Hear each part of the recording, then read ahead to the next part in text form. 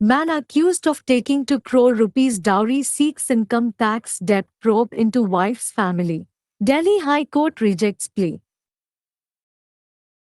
The Delhi High Court has rejected the writ petition filed by a man seeking an inquiry into the finances of his wife and her family who claimed to have paid him 2 crores rupees dowry, in addition to spending crores of rupees on their wedding.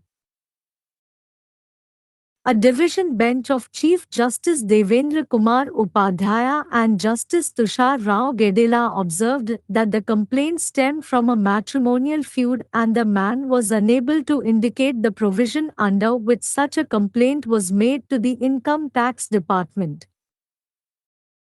It further observed, petitioner is unable to indicate as to what fundamental or statutory rights of the petitioner have been infracted or violated. From the submissions as also after perusing the pleadings of the petitioner, it appears that the present petition is predicated upon a matrimonial feud between the petitioner and respondent number 3.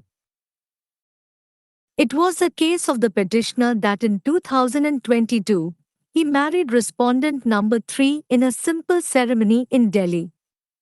However, the marriage failed and respondent number 3 filed a police complaint alleging that she and her parents gave 2 crores rupees as dowry and simultaneously spent crores of rupees at the wedding.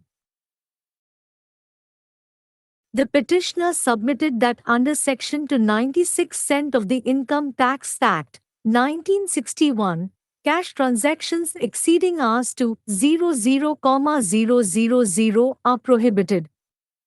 He contended that in view of the clear admissions made by respondent number 3, the department is duty-bound to investigate whether the private respondents reported significant income to justify the alleged funds spent on dowry and wedding. Petitioner had urged the department to verify the income tax returns, ITRs, of the private respondents and take necessary legal action in case of perjury, tax evasion or financial misconduct. Aggrieved by inaction on his complaint, he had approached the High Court. The court observed that petitioner's complaint was not under any statutory scheme or regulatory mechanism available under the Income Tax Act. Thus, the question of non-response to such complaint constituting a violation of the fundamental right or even a civil or statutory right of the petitioner is non-existent, it said. The record also reveals, the court noted, that the disputes are hotly contested and involve highly complex and disputed questions of facts which will not be within the purview of the Income Tax Department to adjudicate.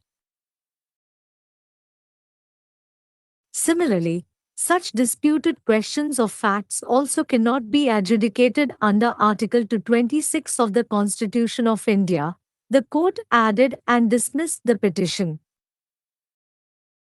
Appearance: Ms. Shobha Gupta, Ms. Sanskriti Shakuntala Gupta, Ms. Akshita Mishra, Ms. Simranjeet Kaur and Ms. Shivika Chandha, advocates for petitioner, Mr. Kana Veer Singh, Senior Panel Counsel with Ms. Avshreya Pratap Singh Rude, advocate for R1. Mr. Indraj Singh Rai, SSC, Mr. Sanjeev Menon, JSC, Mr. Rahul Singh, JSC with Ms. Anmol Jagga, Mr. Gaurav Kumar and Ms. Varsha Sharma, advocates for R2. Case title: Atish Agrawal v. Union of India and ORS. Case No. W.P.C. 21392025. மனைவியின் குடும்பத்தில் வருமான வரித்துறை விசாரணை நடத்த வேண்டும் என்ற மனுவை டெல்லி உயர் நீதிமன்றம் நிராகரித்தது. தனது மனைவி மற்றும் அவரது குடும்பத்தினர் தங்கள் திருமணத்திற்கு கோடிக்கணக்கான ரூபாய் செலவிட்டதோடு 2 கோடி ரூபாய் வரதட்சணை கொடுத்ததாகவும் கூறியவர்களின் நிதி குறித்து விசாரணை நடத்த கோரி ஒருவர் தாக்கல் செய்த ரிட் மனுவை டெல்லி உயர் நீதிமன்றம் நிராகரித்துள்ளது. தலைமை நீதிபதி தேவேந்திர குமார் உபாத்யாயா மற்றும் நீதிபதி துஷார் ராவ் கெடேலா ஆகியோர் அடங்கிய டிவிஷன் பெஞ்ச், இந்த புகார் திருமண சண்டையிலிருந்து உருவானது என்றும், வருமான வரித்துறையிடம் அத்தகைய புகார் எந்த விதியின் கீழ் செய்யப்பட்டது என்பதை அந்த நபரால் குறிப்பிட முடியவில்லை என்றும் குறிப்பிட்டது. மேலும், மனுதாரரின் எந்த அடிப்படை அல்லது சட்டப்பூர்வ உரிமைகள் மீறப்பட்டுள்ளன அல்லது மீறப்பட்டுள்ளன என்பதை மனுதாரரால் குறிப்பிட முடியவில்லை. மனுதாரரின் வாதங்களை படித்த பிறகு, தற்போதைய மனுதாரருக்கும் பிரதிவாதி எண் 3க்கும் இடையிலான திருமண சண்டையை அடிப்படையாகக் கொண்டது என்று தெரிகிறது. மனுதாரர் 2022ஆம் ஆண்டு டெல்லியில் நடந்த ஒரு எளிய விழாவில் பிரதிவாதி எண் 3ஐ மணந்தார் என்பது வழக்கு. இருப்பினும், திருமணம் தோல்வியடைந்தது. பிரதிவாதி எண் 3 தானும் அவரது பெற்றோரும் திருமணத்தில் 2 கோடி ரூபாய் வரதட்சணையாக கொடுத்ததாகவும், ஒரே நேரத்தில் கோடிக்கணக்கான ரூபாய் செலவழித்ததாகவும் கூறி காவல்துறையில் புகார் அளித்தார். வருமான வரிச் சட்டம் 1961 இன் பிரிவு 29(6) சென்டின் கீழ் ரூ.20,000க்கு மேல் பண பரிவர்த்தனைகள் தடை செய்யப்பட்டுள்ளன என்று மனுதாரர் சமர்ப்பித்தார். பிரதிவாதி எண் 3 செய்த தெளிவான வாக்குமூலங்களை கருத்தில் கொண்டு, வரதட்சணை மற்றும் திருமணத்திற்காக செலவிடப்பட்டதாக கூறப்படும் நிதியை நியாயப்படுத்த தனியார் பிரதிவாதிகள் குறிப்பிடத்தக்க வருமானத்தை புகாரளித்தார்களா என்பதை விசாரிக்க வேண்டிய கடமை துறைக்கு உள்ளது என்று அவர் வாதிட்டார். மனுதாரர், தனியார் பிரதிவாதிகளின் வருமான வரி வருமானங்களை ஐடிஆர்ஸ் சரிபார்த்து, பொய் சாட்சியம், வரி ஏய்ப்பு அல்லது நிதி முறைகேடு ஏற்பட்டால் தேவையான சட்ட நடவடிக்கை எடுக்க வேண்டும் என்று துறையை வலியுறுத்தினார். தனது புகாரில் நடவடிக்கை எடுக்காததால் வருத்தமடைந்த அவர் உயர் நீதிமன்றத்தை அணுகினார். மனுதாரரின் புகார் வருமான வரிச் சட்டத்தின் கீழ் கிடைக்கும் எந்தவொரு சட்டப்பூர்வ திட்டம் அல்லது ஒழுங்குமுறை வழிமுறையின் கீழும் இல்லை என்று நீதிமன்றம் குறிப்பிட்டது. எனவே, மனுதாரரின் அடிப்படை உரிமையையோ அல்லது சிவில் அல்லது சட்டப்பூர்வ உரிமையையோ மீறும் அத்தகைய புகாருக்கு பதிலளிக்காதது என்ற கேள்வி இல்லை என்று அது கூறியது. சர்ச்சைகள் கடுமையாக போட்டியிடுவதாகவும், வருமான வரித்துறையின் தீர்ப்பளிக்கும் வரம்பிற்குள் வராத மிகவும் சிக்கலான மற்றும் சர்ச்சைக்குரிய உண்மைகள் பற்றிய கேள்விகளை உள்ளடக்கியதாகவும் பதிவு வெளிப்படுத்துகிறது என்று நீதிமன்றம் குறிப்பிட்டது. இதேபோல், இதுபோன்ற சர்ச்சைக்குரிய உண்மைகள் பற்றிய கேள்விகளையும் இந்திய அரசியலமைப்பின் பிரிவு 226 இன் கீழ் தீர்ப்பளிக்க முடியாது என்று நீதிமன்றம் மேலும் கூறி மனுவை தள்ளுபடி செய்தது. தோற்றம்: மனுதாரருக்கான வழக்கறிஞர்கள் திருமதி ஷோபா குப்தா, திருமதி சமஸ்கிருதி சகுந்தலா குப்தா, திருமதி அக்ஷதா மிஸ்ரா, திருமதி சிம்ரன்ஜீத் கவுர் மற்றும் திருமதி ஷிவிகா சத்தா. மூத்த குழு ஆலோசகர் திரு. கனவீர் சிங்.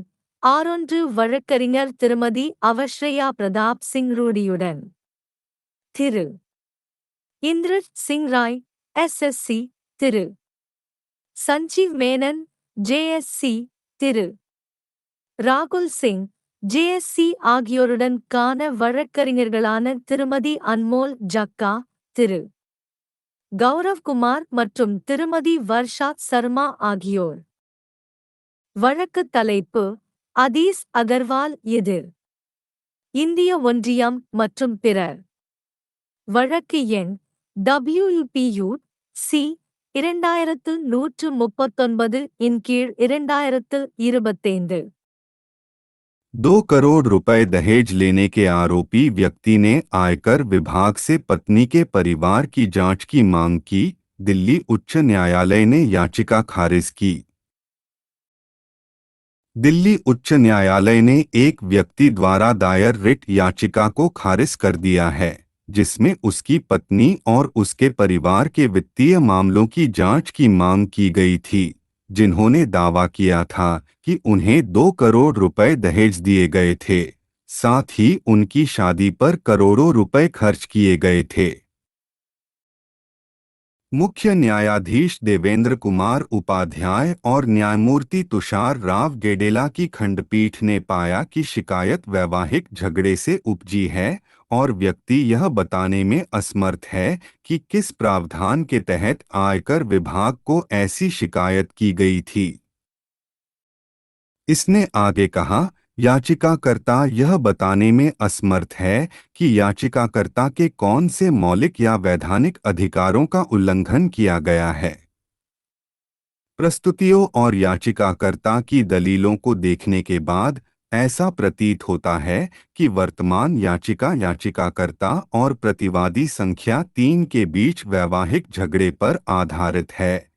याचिकाकर्ता का मामला यह था कि 2022 में उसने दिल्ली में एक सादे समारोह में प्रतिवादी संख्या 3 से विवाह किया। हालांकि विवाह विफल हो गया और प्रतिवादी संख्या 3 ने पुलिस में शिकायत दर्ज कराई कि उसने और उसके माता-पिता ने दहेज के रूप में 2 करोड़ रुपए दिए और साथ ही शादी में करोड़ों रुपए खर्च किए। याचिकाकर्ता ने प्रस्तुत किया कि आयकर अधिनियम 1961 की धारा 296 सेंट के तहत 2,000,000 रुपए से अधिक के नकद लेन देन निषिद्ध हैं। उन्होंने तर्क दिया कि प्रतिवादी संख्या 3 द्वारा की गई स्पष्ट स्वीकारोक्ति के मद्देनजर विभाग यह जांच करने के लिए बाध्य है कि क्या निजी प्रतिवादियों ने दहेज और शादी पर खर्च किए गए कथित धन को सही ठहराने के लिए महत्वपूर्ण आय की सूचना दी थी। याचिकाकर्ता ने विभाग से निजी प्रतिवादियों के आयकर रिटर्न (आईटीआर) को सत्यापित करने और झूठी गवाही, कर चोरी या वित्तीय कदाचार के मामले में आवश्यक कानूनी कार्रवाई करने का आग्रह किया था। अपनी शिकायत पर कार्रवाई न होने से व्यथित होकर उन्होंने उच्च न्यायालय का दरवाजा खटखटाया था। न्यायालय ने पाया कि याचिकाकर्ता की शिकायत आयकर अधिनियम के तहत उपलब्ध किसी भी वैधानिक योजना या नियामक तंत्र के अंतर्गत नहीं आती। इस प्रकार ऐसी शिकायत पर प्रतिक्रिया न देने का सवाल याचिकाकर्ता के मौलिक अधिकार या यहाँ तक कि नागरिक या वैधानिक अधिकार का उल्लंघन नहीं है, न्यायालय ने कहा कि रिकॉर्ड से यह भी पता चलता है कि विवाद बहुत ही विवादास्पद हैं और इसमें तथ्यों के अत्यधिक जटिल और विवादित प्रश्न शामिल हैं, जिनका निर्णय आयकर विभाग के अधिकार क्षेत्र में नहीं होगा।